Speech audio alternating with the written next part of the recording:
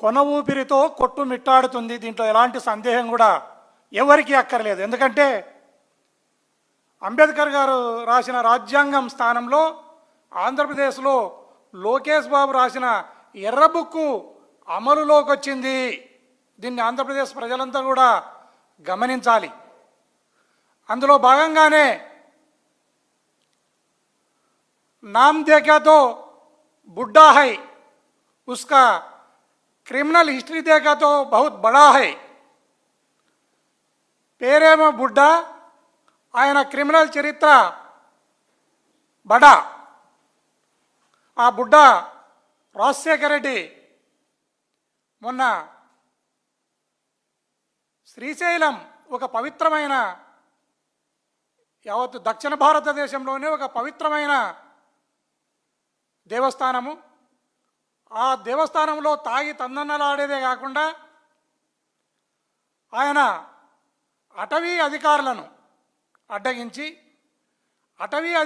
అడ్డగించడమే కాకుండా వారి జీపును లాక్కుని, వారి జీపులో ఈయననే స్వయంగా డ్రైవింగ్ చేస్తూ బాగా తాగడము, కైపెక్కే వరకు తాగడము, తాగిన తర్వాత అటవీ అధికారులను తన్నడము. అట్లా తంతూ కొడుతూ అడవంతా 3-4 వరకు, దాదాపు తెల్లగయ్యే వరకు వీళ్ళను అటవీ అధికారులను తంతూ కొడుతూ వాళ్ళ జీపును లాక్కుని, వారి దగ్గర ఉన్న వాకీటాకీలను కూడా లాక్కుని, వారి దగ్గర ఉన్న ఎక్విప్మెంట్ను కూడా లాక్కుని విచక్షణారహితంగా ఒక జనసేన అతను ఇతను ఇద్దరు కలిసి ఇష్టానుసారంగా కొట్టడం అనేది యావత్ ఆంధ్రప్రదేశ్లోనే ఒక సంచలనంగా మారిన ఘటన. అయ్యా పవన్ కళ్యాణ్, ఈ శాఖకు, అటవీ శాఖకు నువ్వే మంత్రివి. జీపు మీద కాదు అతను కూర్చున్నది, నీ భుజాల మీద అనేది నీ మైండ్లో పెట్టుకో. మొన్నొచ్చి అటవీ అధికారులు నీకు రిప్రజెంట్ చేస్తూ ఉంటే నువ్వు తల ఎత్తి పైకి కూడా చూడలేని పరిస్థితి, నీది దిక్కుమాలిన స్థితిలో నువ్వు ఉన్నావు. తల వంచుకొని వింటూ ఉన్నావు. తలను పైకెత్తి కూడా వినే దమ్ము, ధైర్యం, ఒక కంప్లైంట్ను బుడ్డా రాజశేఖర రెడ్డి పైన అటవీ అధికారులు ఇస్తున్న కంప్లైంట్ను తల ఎత్తి నిటారుగా నిలబడి వినే దమ్ము, ధైర్యం కూడా లేక తల వంచుకొని నువ్వు వింటున్నావు. అది సిగ్గుచేటు.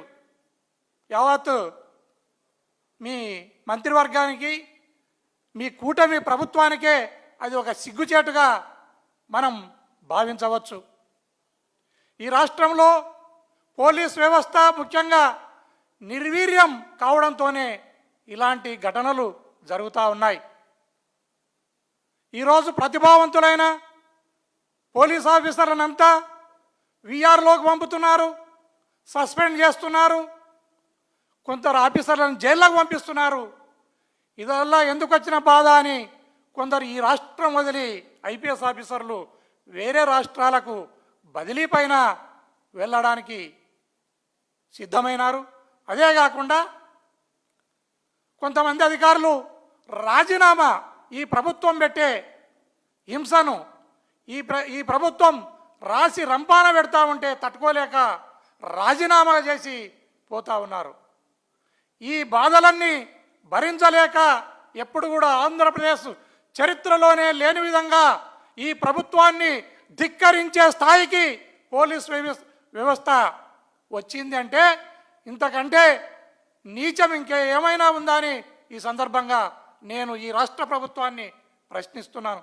ఈ రోజుకు 4 సరెండర్లు రావాలి పోలీసులకు, 4-5 అడిషనల్ సరెండర్లు రావాలి, టీఏ రావాలి, డిఏ రావాలి. ఇవన్నీ ఏమీ కూడా ఇవ్వకుండా అసాంఘిక శక్తుల పట్ల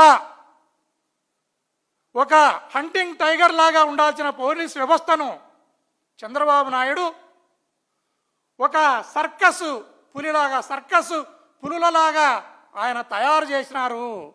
అదే కాకుండా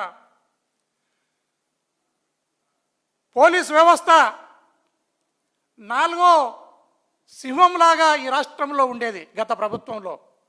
ఈ ప్రభుత్వంలో 4వ సింహం నడ్డి విడిచినారనడంలో కూడా ఎలాంటి సందేహం లేదు. నిన్నగాక మొన్న ఒక ఘటనను, నిన్ననే అనుకుంటా నాకు తెలిసినంత వరకు, అయ్యన్న పాత్రుడు ఈయన స్పీకర్ స్థానంలో ఉన్న వ్యక్తి, నెత్తిన ఎంటికలే కాదు, ఈయన బుర్రలో బుద్ధి కూడా లేదనేది మనకు అర్థమైంది. నెత్తిన ఎంటికలు లేవు, బుర్రలో బుద్ధి లేని అరగుండు అయ్యన్న పాత్రునికి ఈ సందర్భంగా నేను తెలియజేస్తున్నాను, అయ్యా, పోలీస్ వ్యవస్థ నిర్వీర్యమైపోతే, పోలీస్ వ్యవస్థ సచ్చుబడిపోతే ఈ రాష్ట్రంలో, ఈ రాష్ట్ర అభివృద్ధికి, ఈ రాష్ట్ర సంక్షేమానికి అది పెద్ద ఆటంకంగా మారుతుంది. దయచేసి ఈ వ్యవస్థను ఇబ్బంది పెట్టకుండా చూడండి. ఈ అయ్యన్న పాత్రుడి మీద ఇంతవరకు నాకు తెలిసినంత వరకు కేసు రిజిస్టర్ చేయలేదు. కేసు రిజిస్టర్ చేసిన బుడ్డా రాజశేఖర రెడ్డిని కానీ లేదా జనసేనకు సంబంధించిన వ్యక్తిని కానీ ఇంతవరకు అరెస్టు చేయలేదు. వారిద్దరిపైన తూతూ మంత్రంగా ఒక చిన్న కేసును కట్టి ఆ ఎఫ్ఐఆర్ను మూలగొడేస్తే ఆ ఎఫ్ఐఆర్ పోలీసులను చూసి ఏడుస్తూ ఉంది, అయ్యా ఎందుకు నన్ను కట్టి మూలగొడేసినారు, ఇంకా మీరు అరెస్టు చేయలేకపోతున్నారని ఎఫ్ఐఆర్ కూడా ఏడుస్తూ ఉందయ్యా పోలీస్ వ్యవస్థ. దయచేసి ఇప్పటికైనా మేల్కోండి. ఆయన పైన కట్టాల్సిన కేసులు కిడ్నాప్ కట్టాలా, అబ్డక్షన్ కట్టాలా, హత్యా ప్రయత్నంగా కట్టాలా, విధులకు ఆటంకం కల్పించిన ఘటనకు సంబంధించిన కేసును కూడా కట్టాలా. ఇవన్నీ గాలికి వదిలేసి ఒక చిన్న కేసును తూతూ మంత్రంగా కట్టడం జరిగింది. అయ్యా పవన్ కేసుల అరెస్టును వదిలేయి, కనీసం ఈ ఘటన తప్పు, ఈ ఘటన, ఇలాంటి ఘటనలు జరగరాదు, ఈ ఘటన చాలా తప్పు, వాడు ఇలాంటి పనులను చేయరాదని ఒక ప్రెస్ మీట్ పెట్టే దమ్ము ధైర్యం కూడా నీకు లేకపోవడం అనేది చాలా సిగ్గుచేటు.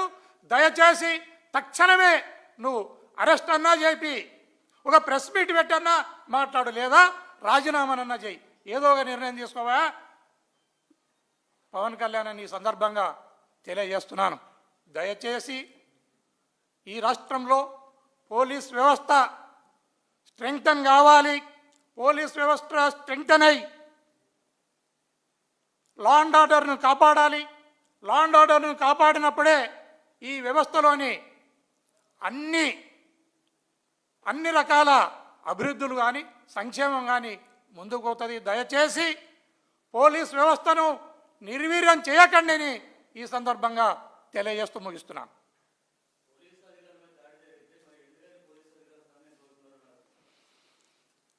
చాలా దురదృష్టకరం. మీరు చాలా మంచి ప్రశ్ననే అడిగినారు. ఎప్పుడు కూడా ఈ రాష్ట్రంలో పోలీస్ సంఘం అనేది, నేను పోలీస్ వ్యవస్థలో ఉన్నప్పుడు కూడా గమనించినాను, పోలీస్ సంఘం ఎప్పుడు ఎలాంటి ఘటనలు జరిగినా, ఏ పార్టీ వాళ్ళు చేసినా, ఎంతటి మనిషి చేసినా ఇమ్మీడియట్గా ఖండించేవారు, తగిన యాక్షన్ తీసుకోవాలని పై అధికారులకు కూడా రిప్రజెంట్ చేసేవాళ్ళు. ఈరోజు అలాంటి పోలీస్ సంఘం నిమ్మకు నీరెత్తినట్లు ఉంది. ఇది గమనించాలా.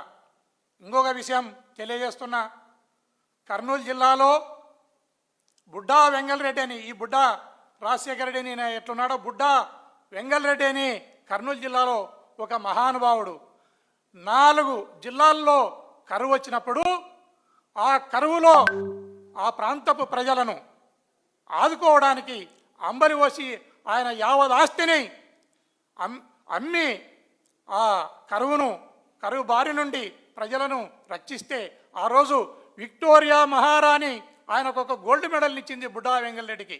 ఈ బుడ్డా రాజశేఖర రెడ్డికి కూడా దౌర్జన్యాలలో ఒక గోల్డ్ మెడల్ను ఈ చంద్రబాబు నాయుడు ప్రజెంటేషన్ కూడా చేస్తాడేమో, చేస్తే కూడా ఆశ్చర్యపోనక్కర్లేదని ఈ సందర్భంగా తెలియజేస్తున్నాను.